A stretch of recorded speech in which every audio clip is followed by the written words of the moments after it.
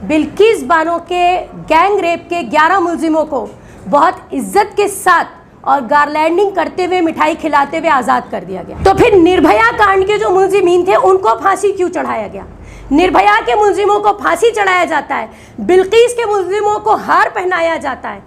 अगर गवर्नमेंट ये कह रही है तो गवर्नमेंट के हर जवाब पे हमारा एक सवाल तैयार है। तो शर्म की बात है, जिस मुल्क में औरत की इज्जत नहीं है, जिस मुल्क में औरत की इज्जत को पामाल किया जाता है और पामाल करने वालों को फूल पहनाया जाता है, ये सरासर शर्म की बात है। गवर्नमेंट को हर तरीके से शर्म आनी चाहिए। मैं तो कहती हूँ जुडिशरी को शर्म आनी चाहिए। अस्सलाम वालेकुम वरहमतुल्लाहि वबरकातुहू। जैसा कि हम सब जानते हैं कि 15 अगस्त के दिन एक बहुत ही दर्दनाक और शर्मनाक खबर हमारे सामने आई कि किस तरीके से 2002 में हुए गोधरा कांड और गुजरात के मुसलमान जेनोसाइड में बिल्किस बानो के गैंग रेप के 11 मुलजिमों को बहुत इज्जत के साथ और गारलैंडिंग करते हुए, मिठाई खिलाते हुए आज़ाद कर दिया गया। आज की ये कॉन्फ्रेंस जो है वो ये अफसोस जाहिर करने के लिए हमने बुलाई है कि किस तरीके से 2002 में जो गोधरा कांड में मुसलमानों के साथ हुआ, तशद्दुद की जो इंतहा हुई, वो हमसे छिपा हुआ नहीं है। हम 2002 की बात यहाँ पे नहीं करेंगे क्योंकि कोई भी ऐसा इंसिडेंस नहीं है जो हमें मालूम ना हो। हम यहाँ पे सिर्फ बात करेंगे 15 अगस्त की। वो 15 अगस्त जिसको आज हमने अमृत महोत्सव के नाम से मनाया, ये कहते हुए कि हमने हिंदुस्तान की आज़ादी के 75 साल पूरे कर लिए। मैं नहीं मानती ऐसी आज़ादी को जिस मुल्क में आज भी औरत के साथ गैंग रेप करने वालों को फूल पहनाया जाता हो, मिठाई खिलाई जाती हो। मैं नहीं मानती ऐसी आज़ादी को जहां आज गोधरा कांड जैसे बहुत ही हीनियस और बारबरिक एक्ट अंजाम देने वालों को बाइज्जत बरी किया जाता हो। मैं नहीं मानती ऐसे मुल्क के ऐसी आज़ादी को जहां आज भी जुडिशरी और जस्टिस जो है वो किसी नाम पे दी जाती है और किसी आइडेंटिटी के बेसिस पे दी जाती है। तो बहरहाल हमारी आज की कॉन्फ्रेंस जो है वो बिल्किस बानो के साथ अपनी सॉलिडारिटी पेश करने के लिए हमने यहाँ पर रखी है।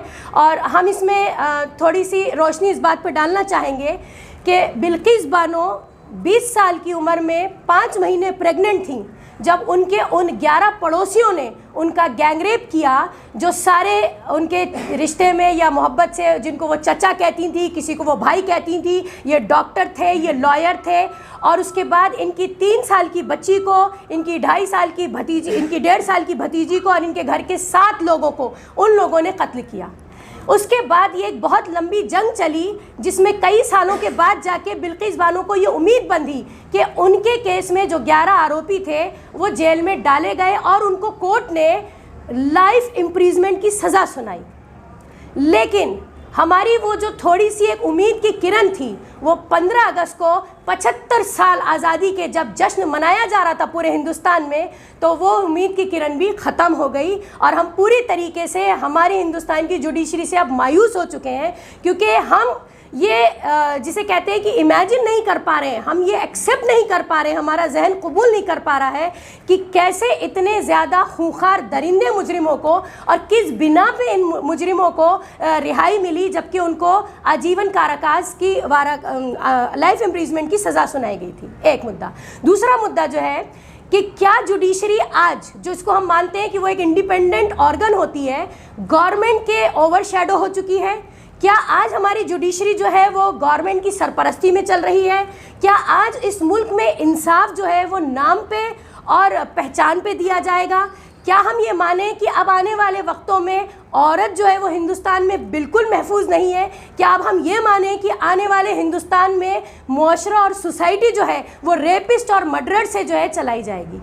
यानी कि ये वो लोग जो 11 लोग छोड़े गए हैं, हम डिमांड करते हैं कि इनको इनकी सज़ा में वापस लिया जाए, इनकी जो रिहाई दी गई है उसको कैंसिल किया जाए। और हम इस बात की तकलीफ़ हमें बहुत ज़्यादा है और हम कतई इस बात को कंडम करते हैं कि किस तरीके से उन 11 मुजरिमों को सिर्फ छोड़ा ही नहीं गया बल्कि उनको बड़ी इज्जत के साथ उनकी जो है उनका वेलकम किया गया, उनको फूल हार पहनाए गए। और शर्म नहीं आई एक बीजेपी के नेता को ये कहते हुए कि वो सारे के सारे ब्राह्मण हैं और उनके अंदर बहुत सारी अच्छी खूबियाँ भी हैं। मुझे तो लगता है कि उनको ये बोलने से पहले 10 बार सोचना चाहिए था कि वो अपने लिए ये खूबी नहीं बता रहे हैं कि वो ब्राह्मण हैं तो उनके अंदर, बल्कि वो ये बता रहे हैं कि इसका मतलब अब हर ब्राह्मण से हमें डरने की ज़रूरत है। तो बहरहाल गवर्नमेंट ने और जुडिशरी ने मिलके जो गुजरात में ये कांड किया है, ये जो पॉलिटिकल जिसे कहते हैं कि एक नई स्ट्रैटेजी लेकर आए हैं, या ये इनडायरेक्टली हिंदुस्तान में रहने वाले मुसलमानों को ये बताना चाहते हैं कि अब ये अपने पावर का मिसयूज़ करके किसी भी हद तक जा सकते हैं। बिल्किस बानो के जो गुनाहगार हैं उनको वापस जेल दी जाए, उनकी सज़ा को वापस कंटिन्यू किया जाए, ये हमारी सख्त से सख्त डिमांड है। और मैं समझती हूँ कि जब तक ये नहीं होता है, ये वापस नहीं जाते हैं, पूरा हिंदुस्तान और पूरे हिंदुस्तान की औरतें जो हैं वो सड़कों पे रहेंगी, हम हड़ताल करते रहेंगे, हम स्ट्राइक करते रहेंगे, हम प्रोटेस्ट करेंगे, हम आवाज़ उठाते रहेंगे जब तक हम में दम बाकी है। तो फिर निर्भया कांड के जो मुलजिमीन थे उनको फांसी क्यों चढ़ाया गया? निर्भया के मुलजिमों को फांसी चढ़ाया जाता है, बिल्किस के मुलजिमों को हार पहनाया जाता है। अगर गवर्नमेंट ये कह रही है तो गवर्नमेंट के हर जवाब पे हमारा एक सवाल तैयार है। मैं आपको बताऊं कि पहले हमें ऐसा लग रहा था कि सिर्फ मुआशरा, कारोबार और एजुकेशन जो है वो सैफ्रोनाइज हो गई है या आरएसएस की आइडियोलॉजी की बलि चढ़ गई है। अभी तो हम ये देख रहे हैं कि इंसाफ जो होता है, जो जुडिशरी है, जस्टिस जहाँ से मिलता है, वो भी सैफ्रोनाइज हो चुका है पूरी तरीके से। तो जब इंसाफ मिलने की अब उम्मीद ख़त्म हो गई है, तो जहाँ इंसाफ नहीं होता उसको हम जंगल राज कहते हैं। मैडम, क्या लगता है कि उन लोगों को फिर से सज़ा होनी चाहिए या फिर उनको जो है रिहा करके सरकार ने कुछ अच्छा काम किया? नहीं, सरकार ने तो ये बताने की कोशिश की है कि 15 अगस्त के दिन मोदी जी लाल किला से खड़े होकर गुहार लगाते हैं कि औरतों की बात करते हैं, बेटी की बात करते हैं। उन्होंने तो जब 2014 में आए तो उन्होंने कहा बेटी बचाओ बेटी पढ़ाओ। एक्चुअली बेटी बचाने की उन्होंने बात कही थी, बीजेपी हटाओ तो बेटी बचाओ। मैं आपको बताऊं दूसरी बात कि उनका जो मकसद था वो ये था कि वो गिफ्ट देना चाह रहे थे हिंदुस्तान में रहने वाली औरतों को। और ख़ास तौर से लोग हमसे पूछ रहे हैं कि हम इसे मज़हब का रंग क्यों दे रहे हैं। मज़हब का तो रंग दिया जाएगा क्योंकि इस वक्त जो बेचारी तकलीफ से गुजर रही है वो बिल्किस बानो है। उसका नाम आप नहीं बदल सकते, उसका नाम बिल्किस है। मुझे ये बताइए कि अब क्या गारंटी है कि उसकी सिक्योरिटी रहेगी इन 11 के छूटने के बाद? और अब क्या सिक्योरिटी है कि ये 11 जो है ये हमारे मुआशरे के लिए जिसे कहते हैं कि हिफाजत का जरिया बनेंगे? बल्कि अब तो मुआशरे को और ज़्यादा थ्रेट हो गई। अब तो सोसाइटी और सोसाइटी में रहने वाली हर लड़की के लिए अब थ्रेट है। यानी हिंदुस्तान की औरत जो है वो बिल्कुल हर तरीके से क्राइम के दहाने पे जी रही है।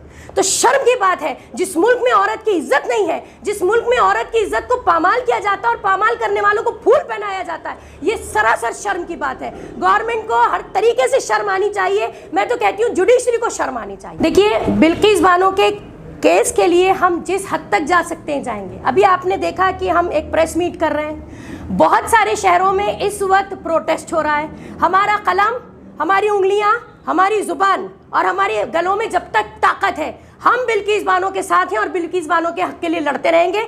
हम इंशाल्लाह प्लान कर रहे हैं कि हमें मौका मिला तो हम सुप्रीम कोर्ट को मेमोरेंडम भी दाखिल करेंगे। मैसेज क्या देना चाहिए गुजरात गवर्नमेंट इस तरह का छोड़ने से? मैसेज क्या गुजरात गवर्नमेंट मैसेज ये देना चाह रही है कि जिस आइडियोलॉजी पे 2002 का गुजरात कांड और गोधरा कांड हुआ था, वो आइडियोलॉजी अब स्टेट से निकल के सेंटर में पहुंच चुकी है। और वो आइडियोलॉजी अब सिर्फ गुजरात स्टेट तक नहीं है। अब तुम देखो कि हम क्या क्या करेंगे, किस तरीके से अब हम आने वाले दिनों में मनुस्मृति लागू कर देंगे। मनुस्मृति आरएसएस का एक एजेंडा है जिसके तहत औरतों को पैर की जूती समझा जाता है। मनुस्मृति में कहा जाता है कि औरतों को जितना हो सके पामाल करो क्योंकि औरत उनके पास गंदी चीज़ समझी जाती है। मेरा सवाल इस वक्त हिंदुस्तान की हर एक कम्युनिटी और कास्ट के लोगों से है कि अगर उनके पास माँ, बहन, बेटी और बीवी मौजूद है तो ये हो नहीं सकता कि वो बिल्किस बानो का साथ न दें। इस वक्त बिल्किस बानो का साथ न देने वाले उतने ही बराबर के दरिंदे हैं जितने कि वो 11 रेपिस्ट। जी हाँ, बिल्कुल, उसका नाम बिल्किस है, इसलिए उन लोगों को छोड़ा गया। क्योंकि अब इस मुल्क में सेंटर हो या स्टेट हो, सिर्फ एक ही आइडियोलॉजी काम करती है और वो हिंदुत्व आइडियोलॉजी है। और हिंदुत्व आइडियोलॉजी सिर्फ और सिर्फ माइनॉरिटीज़ के खिलाफ काम करती है। ये मुल्क से मोहब्बत करने वाले नहीं हैं, इनको मुल्क की बका नहीं चाहिए, ये मुल्क की प्रोग्रेस हरगिज़ भी नहीं चाहते हैं। ये सिर्फ और सिर्फ अपनी आइडियोलॉजी से जबरदस्ती जुल्म का राज करना चाहते हैं। इस वक्त जो सेंटर में बैठे, 2002 में जो गुजरात कांड हुआ था वो गुजरात में बैठे थे। देखिए, मैं आपको बताऊं कि अभी 2 दिन में मेरे हिसाब से 15 से 16 ऐसे स्टेट्स हैं और कम से कम 150 ऐसी एनजीओज हैं जिनका कोई कम्युनिटी नहीं, जिनकी कोई कास्ट नहीं। एनजीओ का मतलब नॉन गवर्नमेंट ऑर्गेनाइजेशन, जो सिर्फ ह्यूमैनिटी के लिए काम करती हैं।